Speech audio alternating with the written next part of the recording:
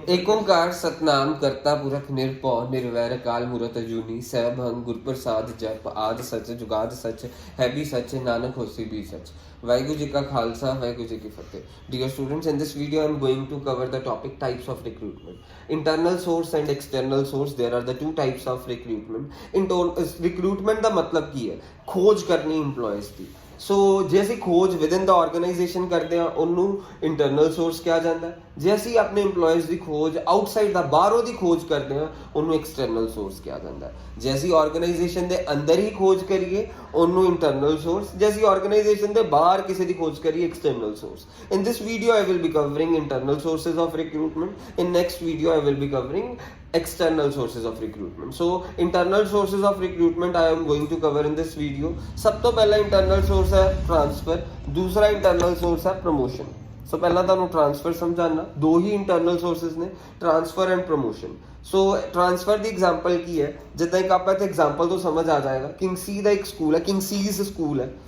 ਉਹਦੇ class 10th ਦੇ ਵਿੱਚ ਦੋ ਸੈਕਸ਼ਨ ਨੇ ਐਂਡ ਮੈਥਸ ਦੇ ਟੀਚਰਾਂ ਦੀ ਭਰਮਾਰ ਆ ਉੱਥੇ। ਫ੍ਰੈਂਚ ਦਾ ਟੀਚਰ ਕੋਈ ਮਿਲ ਹੀ ਨਹੀਂ ਰਿਹਾ। ਮੈਥਸ ਦੇ ਟੀਚਰ ਕਿੰਗਸੀ ਵੀ ਹੈ, ਰੇਨੂਕਾ ਵੀ ਹੈ, ਦਿਵਿਆ ਵੀ ਹੈ। ਫ੍ਰੈਂਚ ਟੀਚਰ ਦੀ ਕਮੀ ਬੜੀ ਸੀਗੀ। ਸੋਚਿਆ ਕਿ ਕਿੰਗਸੀ ਸਕੂਲ ਦੀ ਐਡਮਿਨਿਸਟ੍ਰੇਸ਼ਨ ਨੇ ਦਿਵਿਆ ਦੀ ਫ੍ਰੈਂਚ ਗੁੱਡ ਹੈ, ਦਿਵਿਆ ਨੂੰ ਫ੍ਰੈਂਚ ਆਉਂਦੀ ਹੈ। ਦਿਵਿਆ ਨੂੰ ਕੀ ਕਰਿਆ? ਦਿਵਿਆ ਨੂੰ ਜ਼ਿੰਮੇਵਾਰੀ ਦੇ ਦਿੱਤੀ ਕਿਸ ਚੀਜ਼ ਦੀ? ਫ੍ਰੈਂਚ ਟੀਚਰ ਦੀ ਜ਼ਿੰਮੇਵਾਰੀ ਸੌਂਪ ਦਿੱਤੀ ਗਈ।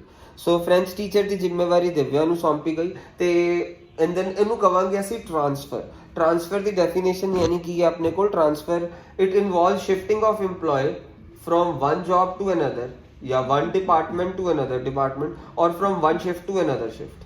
So ਜਿੱਦਾਂ ਮੈਥਸ ਟੀਚਰ ਵਾਲੀ ਜੌਬ ਕਨਵਰਟ ਕਰਕੇ ਉਹਨੂੰ ਕਿੰਦੀ ਜੌਬ ਦੇ ਦਿੱਤੀ? ਫ੍ਰੈਂਚ ਟੀਚਰ ਵਾਲੀ ਜੌਬ ਦੇ ਦਿੱਤੀ। Means one job to another job. ਜਾਂ ਫਿਰ ਅਸੀਂ ਜਿੱਦਾਂ ਪ੍ਰੋਡਕਸ਼ਨ ਡਿਪਾਰਟਮੈਂਟ ਦੇ ਮੈਨੇਜਰ ਨੂੰ ਅਸੀਂ ਸੇਲ ਡਿਪਾਰਟਮੈਂਟ ਦਾ ਮੈਨੇਜਰ ਬਣਾ ਦਿੱਤਾ, one department to another department ਔਰ from one shift to another shift. One shift to another shift ਦਾ ਮਤਲਬ ਹੈ ਜਿੱਦਾਂ ਕੋਈ ਨਾਈਟ ਡੇ ਜੌਬ ਕਰ ਰਿਹਾ, ਡੇ ਸ਼ਿਫਟ ਵਿੱਚ ਜੌਬ ਕਰ ਰਿਹਾ, ਉਹਨੂੰ ਨਾਈਟ ਸ਼ਿਫਟ ਵਿੱਚ ਜਾ ਕੇ ਟ੍ਰਾਂਸਫਰ ਕਰ ਦਿੱਤਾ।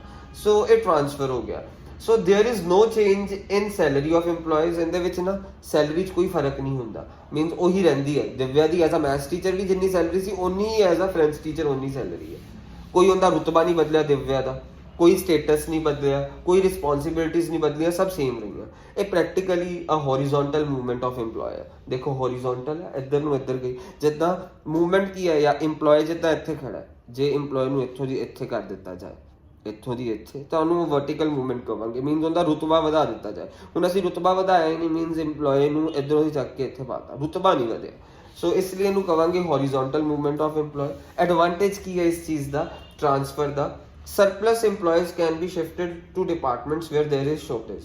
It avoids termination of employee. Suppose Kingsy's motor power means ਗੱਡੀਆਂ ਦੀ ਏਜੰਸੀ ਹੈ ਕਿੰਗਸੀ ਕੋਲ, ਸੁਜ਼ੂਕੀ ਦੀ ਗੱਡੀਆਂ ਦੀ। ਉਹਦਾ ਸੇਲ ਡਿਪਾਰਟਮੈਂਟ ਹੈ, ਪ੍ਰੋਡਕਸ਼ਨ ਡਿਪਾਰਟਮੈਂਟ ਹੈ, ਸਰਵਿਸ ਡਿਪਾਰਟਮੈਂਟ ਹੈ। ਹੋਇਆ ਕਿ ਸਰਵਿਸ ਡਿਪਾਰਟਮੈਂਟ 'ਚ ਬੜੇ ਜ਼ਿਆਦਾ ਬੰਦੇ ਹੋ ਗਏ, ਮੀਨਸ ਭਰਿਆ ਪਿਆ ਸਰਵਿਸ ਡਿਪਾਰਟਮੈਂਟ, ਐਕਸਟਰਾ ਬੰਦੇ ਪਏ।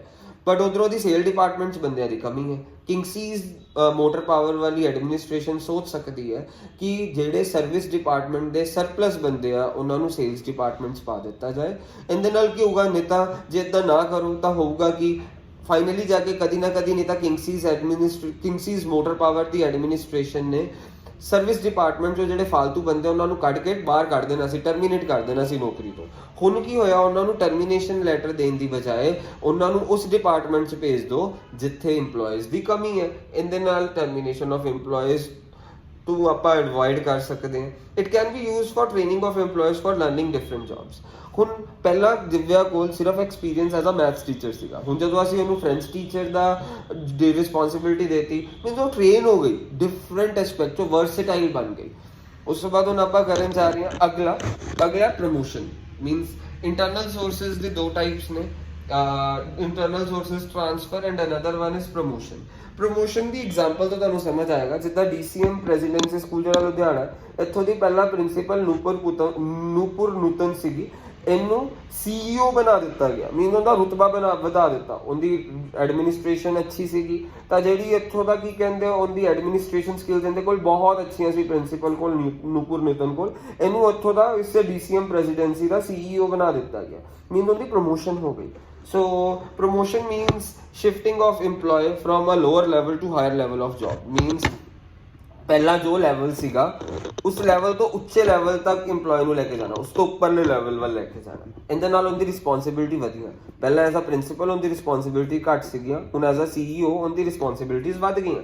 It involves there is change in responsibility status, ਉਹਦਾ ਰੁਤਬਾ ਵੀ ਵੱਧ ਗਿਆ, ਉਹਦਾ ਪੇ ਵੀ ਵਧਿਆ, ਤਨਖਾਹ ਵੀ ਵਧੀ, ਪ੍ਰਿੰਸੀਪਲ ਤੋਂ CEO ਬਣ ਗਈ। It is vertical shifting of EMPLOYE। Vertical ਦੱਸਿਆ ਮੀਨਸ EMPLOYE ਪਹਿਲਾਂ ਇੱਥੇ ਸੀਗਾ, ਇੱਥੋਂ ਦੀ ਇੱਥੇ ਚਲਾ ਗਿਆ। ਇਹਦਾ ਐਡਵਾਂਟੇਜ ਕੀ ਹੈ? It ਇੰਪਰੂਵਸ motivation.